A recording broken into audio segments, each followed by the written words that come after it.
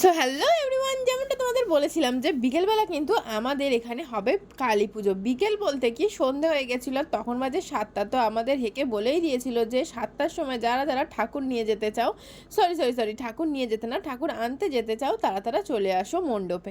তো আমরা সবাই চলে গেছিলাম। তো আমার ভাইপো রেডি হচ্ছিলো, তাই একটু দাঁড়িয়েছিলাম। তো দেখো, ও রেডি হওয়ার পরেই ওর নাচ কি দেখতে পাচ্ছ?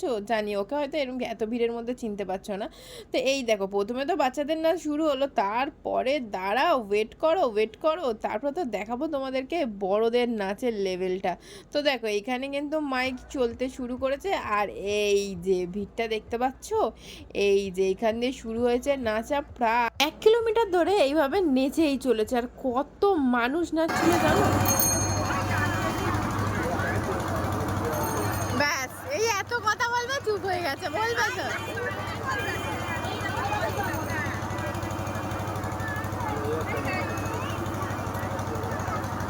ব্যাস, এতক্ষণ বলছিল হাই গাইস, হ্যালো গাইস, অনেক কিছু বলবে, কিছু বলতে পারছে না।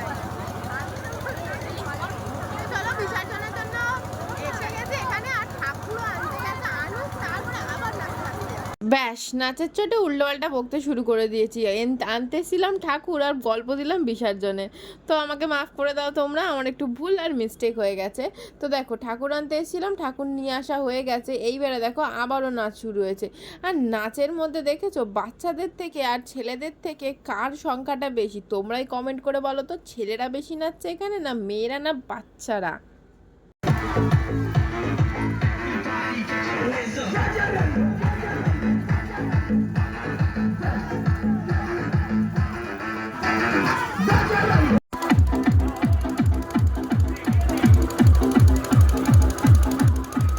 তো নাচ কেমন লাগছে বলো, কার কার ভালো লাগছে? আর যারা যারা এরকম নাচতে চাও, এইবারে কিন্তু মানে পরের বছর এরকম ফের নাচ হবে, আমাকে বলে দিও, তোমাদেরকে নিয়ে চলে আসবো এখানে নাচতে।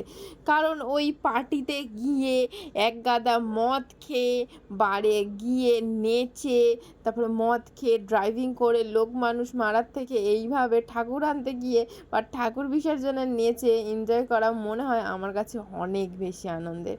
তো চলো, এইভাবেই আজকে ব্লগ এখানেই শেষ করলাম। আর মা দেখো মণ্ডপে চলে এসছে, আর আজকে সারা রাত ধরে মায়ের পুজো হবে।